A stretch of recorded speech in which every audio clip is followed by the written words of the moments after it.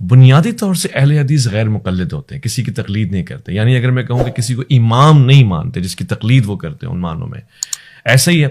اب جب ہم کہتے ہیں کہ قیامت سے پہلے حضرت امام مہدی آئیں گے علیہ السلام, تو اہل حدیث تو غیر مقلد ہوں گے, تو وہ کیا ان کی تقلید کر جائیں گے یا نہیں کریں گے؟ اچھا, بنیادی طور پہ ویس بھائی تقلید کا انکار کرتے ہیں, دلیل کے ساتھ ہر ایک کی پیروی کے قائل اہل حدیث, یہ بات ذہن میں رکھیں. اچھا, دلیل با دلیل پیروی کے تو ہم پہ واجب ہے. ایک بات آپ ہیں, چاہے آپ ہیں, آپ میرے سامنے حدیث رسول رکھ دیں, اہل حدیث کا یہ نقطہ نظر نہیں ہے کہ میں یہ آپ کی تقلید کر رہا ہوں. ہم رفع دین اس لیے کرتے ہیں کہ حدیث رسول ہے, اس لیے نہیں کرتے اہل حدیث ہیں. اب یہ تھوڑا ڈفرنس سمجھیں.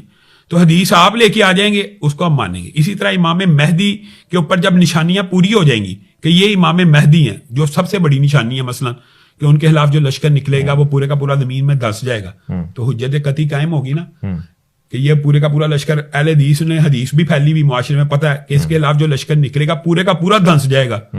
اس کے بعد ان کی پیروی کرنا تو واجب ہو گیا. یعنی اس وقت تقلید کریں گے نا. پھر تقلید سے مراد یہاں پہ دلیل واجب, دیکھیں تقلید نہیں ہوگی. امام مہدی نے کوئی نیا دین تو نہیں ایجاد کرنا, اسی دین کی انہوں نے رسول اللہ صلی اللہ علیہ وسلم کی سنت کے مطابق نماز پڑھنی ہے, ہم نے ویسے ہی پڑھنی ہے.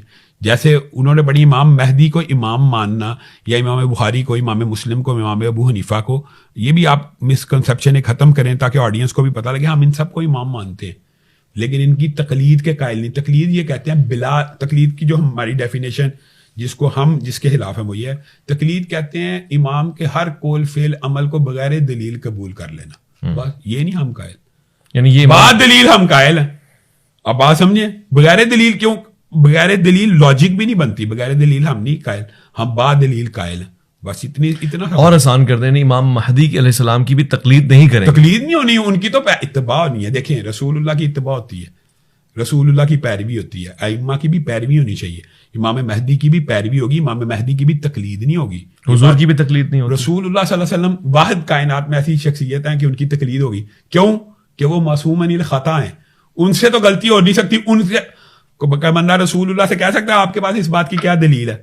حضرت ابو بکر سے تو لوگوں نے پوچھا نا کہ آپ کے پاس اس بات کی کیا دلیل ہے. رسول اللہ کے بعد سب سے افضل حضرت ابو بکر, اگر ان سے پوچھا جا سکتا ہے آپ کے پاس کیا دلیل ہے. حضرت عمر سے پوچھا گیا آپ کے پاس کیا دلیل ہے. حضرت عثمان سے پوچھا گیا, حضرت علی سے, متعدد سینکڑوں واقعات میں آپ کو بتا سکتا ہوں. حضرت ابو بکر کی بھی تقلید نہیں ہو سکتی, حالانکہ وہ راشد خلیفہ ہیں, خلیفہ راشد ہیں. ان کے پاس یہ سند موجود ہے, ان کے پاس یہ سند موجود ہے کہ خلفائے راشدین کی سنت کے اوپر عمل کرنا چاہیے. اور کس نے مخالفت کی سب سے پہلے؟ حضرت عمر نے. آپ کو پتا نا یہ واقعہ, چور آیا تو جب اس کے دوسرے ہاتھ کے کٹنے کی باری ہے, حضرت ابو بکر نرم دل تھے, انہوں نے کہا اگر اس کا ہاتھ کاٹا تو بیت الخلاء, استنجا, کھانا پینا کیسا کھائے گا, تو انہوں نے آرڈر جاری کیا اس کے پاؤں کو کاٹ دیا جائے. تو حضرت عمر نے آگے کیا کہا تھا, آپ کے پاس اس عمل کی کیا دلیل ہے؟ تقلید حضرت ابو بکر کی بھی نہیں. اور کیا جملہ کہا, السنت الید, ہاتھ کو کاٹنا مدینے والے کی سنت ہے. ابو بکر ان کے فتوے کے سامنے آپ کا حکم نہیں چل سکتا. اصل بات یہ ہے, تقلید کرنا یہ ہوتا ہے ہم رفع دین اس لیے کرتے ہیں کہ حدیث رسول ہے کہ بیٹے حضرت عمر کے حج تمتع کے آرڈیننس کی مخالفت کرتے. حضرت عمر نے حج تمتع پہ پابندی لگا دی کہ یار یہ خانہ کعبہ میں گیا ہوں, ویران ہے, لوگ حج کے ساتھ عمرہ کرتے ہیں, الگ الگ کر دیا جائے. تو عبداللہ ابن عمر نے پہلا احرام باندھا اور حج تمتع کی لبیک کہی. حضرت عمر نے بھیجا, پکڑ کے لے آئے. تو انہوں نے کہا میرے بیٹے ہو کے میرے آرڈیننس کی مخالفت. انہوں نے کہا بابا حج تمتع اس مدینہ والے کی سنت ہے, جس کی قبر کے اوپر آپ آج ساتھ خطاب کر رہے ہیں, اس کی سنت کو مانو کہ اپنے باپ کے فتوے کو. تقلید حضرت ابو بکر, عمر, عثمان کی بھی نہیں, صرف اللہ کے رسول, صرف اللہ کے رسول کی. اور اصل بات یہ ہے کہ وجہ یہ ہے کہ بغیر بعد دلیل حوالہ تو اماموں کا بھی قبول ہے, آپ کا قبول ہے. آپ بات نہیں سمجھ رہے, ایک بس تھوڑا فرق ہے سمجھنے کا. آپ بھی حدیث رسول لے آئیں تو وہ میرے لیے واجب التقلید ہے.